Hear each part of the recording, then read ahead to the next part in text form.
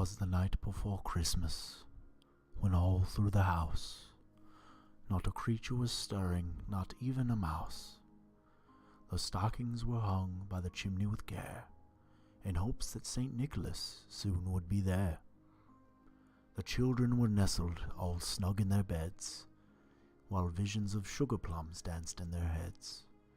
And Mamma in her kerchief and I in my cap had just settled our brains for a long winter's nap. When out on the lawn there rose such a clatter, I sprang from my bed to see what was the matter.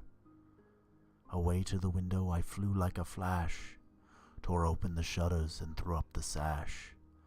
The moon on the breast of the new fallen snow gave a luster of midday to objects below. When what to my wondering eye did appear but a miniature sleigh and 8 tiny reindeer, with a little old driver so lively and quick, I knew in a moment he must be Saint Nick. More rapid than eagles his coursers they came, and he whistled and shouted and called them by name.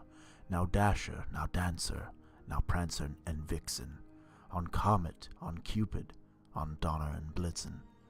To the top of the porch, to the top of the wall, now dash away, dash away, dash away all, as leaves that before the wild hurricane fly, when they meet with an obstacle mount to the sky. So up to the housetop the coursers they flew, with the sleigh full of toys, and St. Nicholas too. And then in a twinkling I heard on the roof the prancing and pawing of each little hoof. As I drew in my head and was turning around, down the chimney St. Nicholas came with a bound. He was dressed all in fur from his head to his foot, and his clothes were all tarnished with ashes and soot.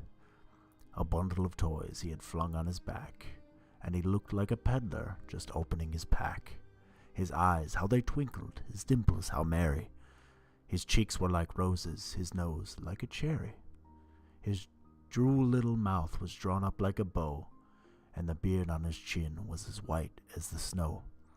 The stump of a pipe he held tight in his teeth, and the smoke it encircled his head like a wreath. He had a broad face and a little round belly that shook when he laughed like a bowl full of jelly. He was chubby and plump, a right jolly old elf, and I laughed when I saw him, in spite of myself. A wink of his eye and a twist of his head soon gave me to know I had nothing to dread. He spoke not a word, but went straight to his work, and filled all the stockings, then turned with a jerk, and laying his finger aside of his nose, and giving a nod up the chimney he rose. He sprang to his sleigh, to his team gave a whistle, and away they all flew like the down of a thistle. But I heard him exclaim, ere he drove out of sight, "Happy Christmas to all, and to all a good night."